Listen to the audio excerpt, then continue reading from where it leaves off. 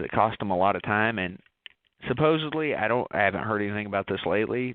2017 is supposed to be his last year in wrestling. I don't know if that's true or not. But the American Wolves are number 35. Used to be my favorite tag team. Not anymore so much. Nothing against them. It's just, time changes everything.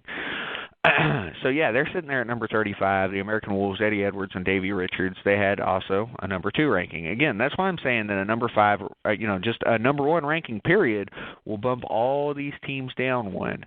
And so you'd have teams like Catchpoint completely out of the tag team top 50. This is why teams need to do more than what they've done right now. All right. Number 34 is third-generation Kumidoro brothers, Kobayashi, Ueki, and Takahashi. They also had a number 2 ranking. And it's not often that you see, 3-man tag teams in the tag team top 50, but it does happen, especially in Dragon Gate. Not that they're Dragon Gate, but it does happen a lot there. So we'll see how that pans out by the end of the year. But again, I think all these teams with with just one number 2 ranking, they're in big trouble if they don't do anything else. So watch out for that. It's something to look out for over the next, 6 months and leading up to the year-end Tag Team Top 50, which will be a 2-hour show more than likely. This one's an hour show is what we're looking at. It may go longer. Who knows? Just based on when people call.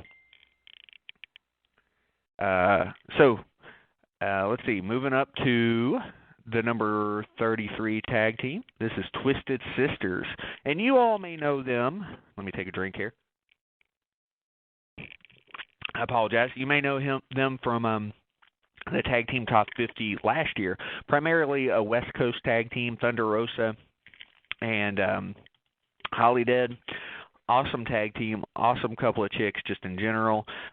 They beat the men, they beat the women. They do their thing all over the place. I call them a West Coast promotion, but I mean, they've flown out to other places. They're truly national and international now. They work Japan, too, where they've been highly successful. So that's a team that I would expect to move up. They had a number 3 and a number 4 ranking, which kind of tells you that basically that they consistently team, and we always have our eyes on them. You just expect them to do well, and I do, to be honest. I think this is one, the first team. Well, maybe not the first team, but this is definitely a team that I feel is going to move up, or at least remain again in the Tag Team Top 50. So, good stuff from them as always, and thank you to them last year for calling in at the end of the year Tag Team Top 50 show. All right, now 32, we've got the Twins. That's the name of this tag team. And I don't know if we'll ever see them team again, to be honest with you. It was just a random teaming in Florida. They won a tournament, had a great weekend. Sammy Callahan and Brian Cage. They got a number 1 ranking. And this is what I'm talking about. That one number 1 ranking shot above all these other teams. So you get lucky, have a great weekend. You can end up at number 1 and end up in the Tag Team Top 50. Now, I would expect that this thing will be a little more muddled by the end of the year, making it tougher for teams to be in the Tag Team Top 50. But for now, hey, you get props for just one weekend, and that's awesome. So, I mean, that's how the strength of some of these really good weekends can be. And sometimes it's circumstantial. Like a team will have a really good weekend or a decent weekend on a bad weekend for tag team wrestling, and they'll get a number 1 ranking out of it. But, you can't fix the circumstances. They are what they are. Number 31, and this is, I believe, is their first Dragon Gate team, which is interesting because Dragon Gate is usually a big player in these rankings. I feel like we've kind of discriminated against Dragon Gate over the last couple years a little bit more because 3 years ago, Monster Express was all over the rankings. I mean, you had Uha, Tozawa, all these guys. Their tag teams were just everywhere. But this year, we discriminate a little bit more because, to be honest, they pick up a lot of wins in tag team action, but a lot of those wins just don't have any kind of strength to them. They're just random, one-offs. So I don't want to criticize it, obviously. It's Yamato and Kai, Tribe Vanguard, are number 31. They had a number 3 ranking, a number 5 ranking, and 2 honorable mentions. So it's definitely been a good year for them. That means they've been in the rankings or talked about in the rankings 4 times this year, which a lot of teams would hope to do, especially some of those teams that are looking to get their names out there. That's kind of what the online voting competition's for. It helps them do that, and it helps them in the official rankings. A lot of people get upset. We had 300 fan votes, but we didn't get ranked. Well, it's not like that. You have the official votes. It's kind of like our voting system in the United States. I have to be honest. Whether you like it or you don't like it, it is kind of what it is. You've got this panel of official voters. They submit their ballots, and then the fan votes just one ballot, just like all of theirs. So obviously that doesn't make them a number one by winning the fan vote, but it does help their chances of getting pushed up because of it. So just a thought there. Here's another team that gets in on the strength of one weekend, but it was a number one ranking. So you've got the Mighty Coxmen, yes, the Mighty Coxmen, Zane Riley and Lance Lude. Lance Lude, he splits his time with the Ugly Ducklings, those three mother duckers. So kind of busy with things like that. And not as available to get ranked, but just because that's the case doesn't mean that he doesn't do other things. Lance Lude is a busy guy and picking up W's all over the place, obviously. So the Mighty Coxmen, pretty impressive at number 30, based on one weekend. I think they won a tournament that weekend. Number 29, the Kraken. It's Chip Day and Murder One. They have a number one ranking. They won, I believe, if I'm not mistaken, they won a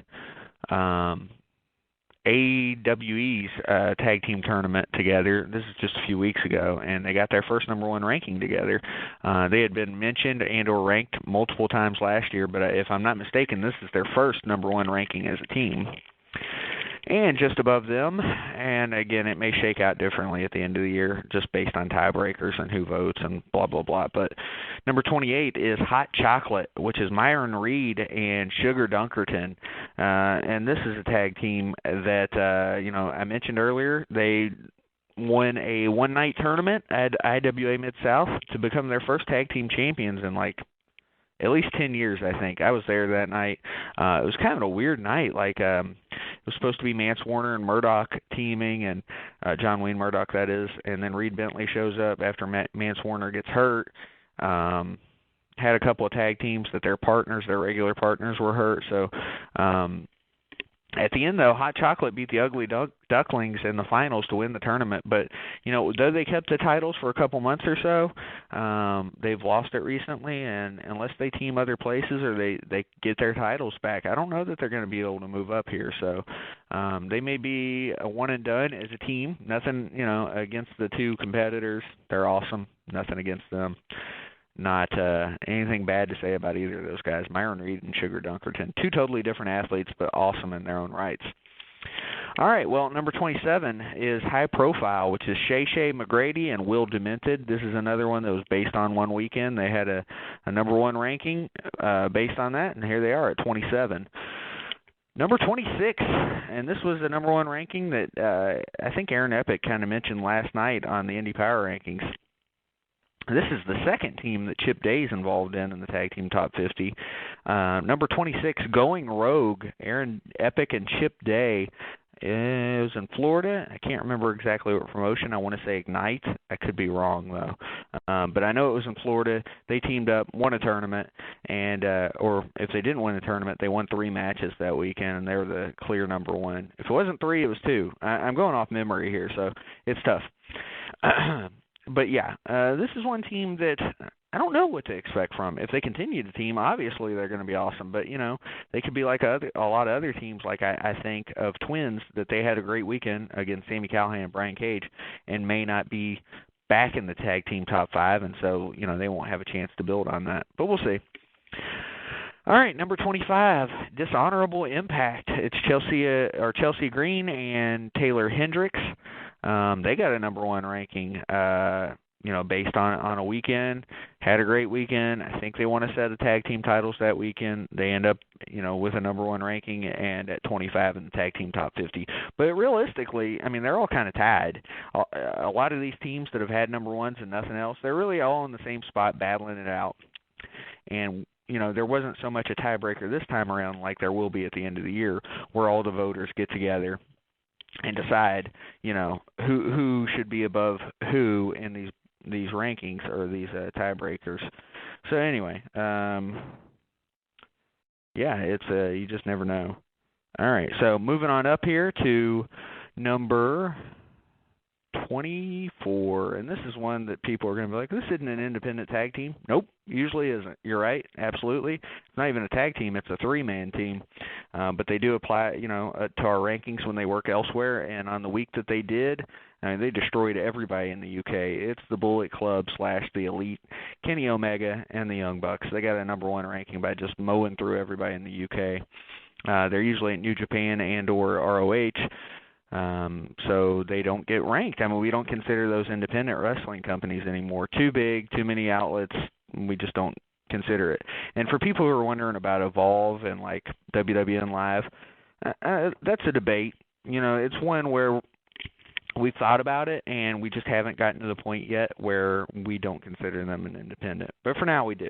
So we'll see if anything changes there. Now, here is a familiar name at number 23. It is Tribe Vanguard, which is who we saw earlier at number 31, but this is a different pairing. It's Yamato. Again, we saw him at 31 with Kai, but this time it's with BB Hulk. So the number 23 tag team is Tribe Vanguard, and they beat out all these teams with just one number one ranking because they had a number one ranking and an honorable mention. So every little thing counts. Everything you can do, just working. And you'll see that a lot of the top tag teams are teams that are here because they team together in multiple promotions and team together frequently.